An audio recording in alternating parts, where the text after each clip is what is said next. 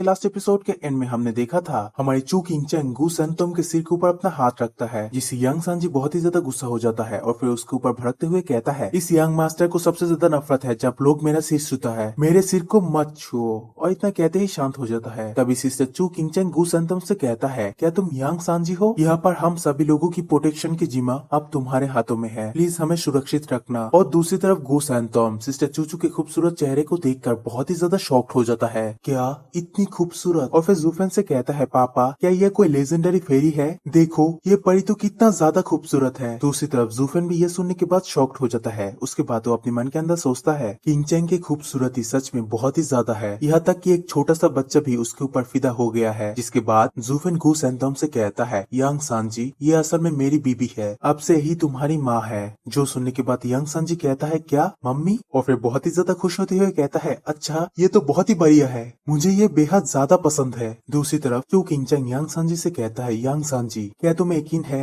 तुम इन लोगों को हरा दोगे? क्या तुम्हें ज्यादा मुश्किल तो नहीं होगी? जो सुनकर यंग सांजी हंसते हुए चू किंग चैंग से कहता है, ये लोग तो मेरे लिए बहुत सारे मिनियन की तरह है, जिसमें एक केक का टुकड़ा भी है। और फिर गू सैंतोंग वहाँ से जाते हुए कहता है, पापा और मम्मी जरा रुको, मैं आधे घंटे में इन कमीनों को सफाया करके आता हूँ। जबकि दूसरी तरफ जूफेन हंसते हुए कहता है, ही ये लड़का बिल्कुल अपने बाप पे गया है, वाह कितनी जल्दी अपनापन दिखा दिया, वो कितनी अच्छे से तुम्हें मम्मी कह रहा है। जबकि चू किंग चैंग जूफेन से कहता है, ओ ऐसी बात है तो तुम ये बताओ, तुम इतनी ताकतवर लड़के को अपनी बेटा बनाने के लिए क्या चले चली? जो सुनकर जूफेन कहता है, बिल्कुल वैसे ही जैसे दुनिया की सबसे खूबसूरत और समझदार लड़की को धोखे से मैं मेरी पत्नी बना लिया। जो सुनकर चू किंग चैंग कहता है, मुझे तुमसे नफरत है, तुम इतनी चालाक कब हो गए? दूसरी तरफ वेनेबल चैन ये सब कुछ ड्रामा अपनी आंखों के सामने होता हुआ देखकर बहुत ही ज्यादा शॉक्ड हो जाता है। वो फिर अपने मन के अंदर सोचता है, तुम दोनों यहाँ पर रह के एक दूसरे से प्यार कर रहे हो, एक दूसरे को छेड़ रहे हो और झगड़ रहे हो, जबकि अपने बेटे को भेज दिया। क्या सच में अगर मैं हुआ पर होता तो क्या मैं मेरे बेटे को उन 4 ओल्ड मास्टर फैंग से लड़ने दूं,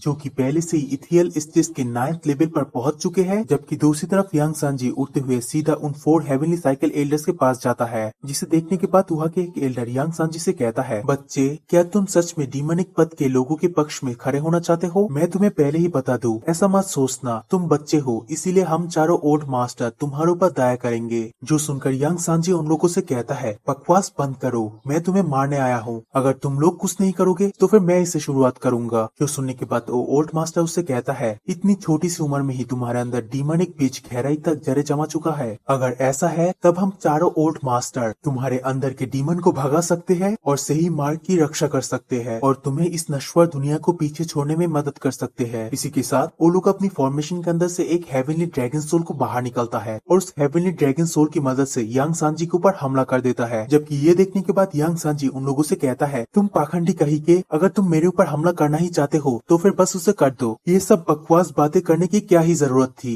इसी के साथ वो हेवनली ड्रैगन सोल सीधा गू सैंतोंग के साथ हिट होता है, जिस वजह से वहाँ पर एक जोरदार धमाका होता है। और जबकि इस चीज को देखकर मिस्टिकल हेवन सेक्टर के लीडर और स्वांग शायू बहुत ही ज्यादा खुश होने लगता है। जबकि दूसरी तरफ वेनेबल चैन और वेनेबल बाई बहुत ही ज्यादा घबरा जाता है, लेकिन तभी जूफेन एक स्माइल पास करता है। इसी के साथ ही हमें दिखाया जाता है यंग सांजी अपनी सिर्फ एक हाथ की मदद से ही उस हेवनली ड्रैगन सोल को पकड़ लेता है, जो कि उन हेवनली साइकिल एल्डर से कहता है, बस तुम लोग तो ये चाहते हो कि बड़ों का छोटे पर जुल्म करना सही और जायज लगे। कितना घटिया स्वाद है इस सोच का, कितना घटिया सोच है। जिसके बाद हमें दिखाया जाता है हमारे यंग सांजी अब बड़ा होकर गू सैंतोंग बन चुका है, जो कि सिर्फ अपनी एक हाथों के साथ उस हेवनली ड्रैगन सोल को पकड़ रखता है और उन लोगों से कहता है, तुम लोग तो बस एक पाखंडियों का झुंड हो। शिट, मुझे तो लगा था मुझे अब यहाँ पर मजा आने वाला है। जो सुनकर तो चारों हेवनली साइकिल एल्डर्स भी बहुत ही ज्यादा शॉक्ड हो जाता है, क्योंकि वहाँ पर उन लोगों को भी गू सैंतोंग की पावर महसूस हो रहा था। तभी दूसरी तरफ गू सैंतोंग अपनी एक हाथों के साथ उस हेवनली ड्रैगन सोल को पकड़ता है और दूसरे हाथों के फिस्ट में अपनी एनर्जी को रिलीज करते हुए एक डेडली क्लीन पंच मारता है। और वो पंच जैसे ही हेवनली ड्रैगन सोल के ऊपर लगता है, वो हेवनली ड्रैगन सोल वहाँ पर टुकड़े टुकड़े हो जाता है, जिस वजह से वहाँ पर एक जबरदस्त धमाका होता है। और उस धमाके के साथ ही वहाँ के चारों हेवनली साइकिल एल्डर्स वहाँ से दूर जाकर गिरने लगता है और उसकी पंच की पावर को देखते हुए कहता है, ये कैसे मुमकिन हो सकता है। इसी के साथ वो हेवनली साइकिल एल्डर जिन फॉर्मेशन के अंदर अब तक बैठे था, वो फॉर्मेशन भी टुकड़े टुकड़े हो जाता है। तभी जूफेन सिस्टर चूचू को पकड़ते हुए कहता है, सभी लोग दूर हट जाओ, जितना हो सके उनसे दूर रहो। जिसके बाद हमें गू सैंतोंग के क्लिंग पंच के पावर को दिखाया जाता है, जो कि वहाँ के जितने भी सारे चीज थे वो सभी चीज को डिस्ट्रॉय कर देता है। और जबकि इस पंच की वजह से उन लोगों की अपनी हेवनली ड्रैगन सोल यानी कि उनके सोल टूटा है, इसीलिए उनके मुंह से खून की उल्टी आने लगता है। वो सभी लोग ही बहुत ज्यादा जख्मी हो जाता जाता है, जबकि उनमें से एक एल्डर कहता है ये इस डिवाइन पावर रखने वाली ये सीक्रेट आदमी कौन है। और अब तक जो एल्डर अपनी आंखें को बंद रखा था वो अपनी आंखें को खोल लेता है, जिसे देखने के बाद गू सैंतोंग उन लोगों से कहता है ओ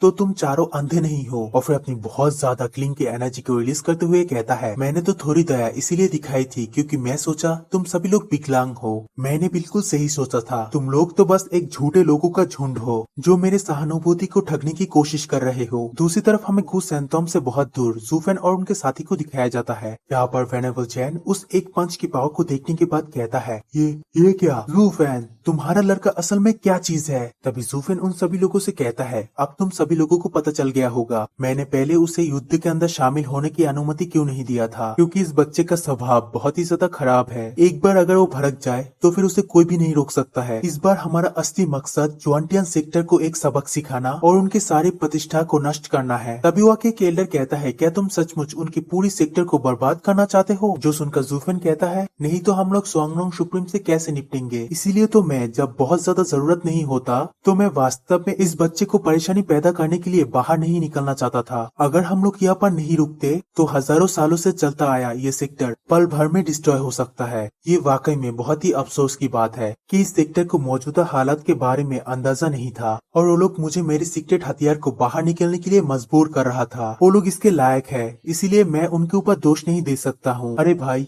ऐसा लगता है कि हम लोग उनके ऊपर हमला करने वाले पहले आदमी हैं। तभी दूसरी तरफ हेवनली साइकिल एल्डर गू सैंतोम के ऊपर भड़कते हुए कहता है इतना घमंड मत करो छोटे बदमाश, हम चारों ने बस पहले तुम्हें कम आंक लिया था, तुम अभी भी इसके लिए तैयार नहीं हो। ये मत सोचना हम चारों तुम्हारा कुछ भी नहीं बिगाड़ सकते हैं। जो सुनने के बाद गू सैंतोम उनसे कहता है भौंको मत बूढ़े कुत्ते, हिम्मत है तो आओ और मुझसे लड़ो। इसी के साथ वो हेवनली साइकिल एल्डर एक साथ मिलकर एक फॉर्मेशन को क्रिएट करने लगता है। वो चारों एल्डर से अपनी अलग अलग एलिमेंट्स की पावर को इस्तेमाल करते हुए वहाँ पर 4 एलिमेंट साइकिल एरे को क्रिएट करने लगता है। और उन चारों एल्डर्स की एलिमेंट को पावर को देखने के बाद यांग सानिंग कहता है ये तो हेवनली 4 एलिमेंट साइकिल एरे है। इसी के साथ उन 4 एल्डर्स से एक जबरदस्त पावर रिलीज होता है। वो चारों ही अपने अपने एलिमेंट की पावर को इस्तेमाल करते हुए एक कॉम्बाइन अटैक क्रिएट करने लगता है। अब एक तरफ उन चारों एल्डर्स की कॉम्बाइन एलिमेंट्स की ताकत और दूसरी तरफ गू सैंतोम अकेला। अब कौन जीतेगा ये देखेंगे हम लोग नेक्स्ट चैप्टर में। गुड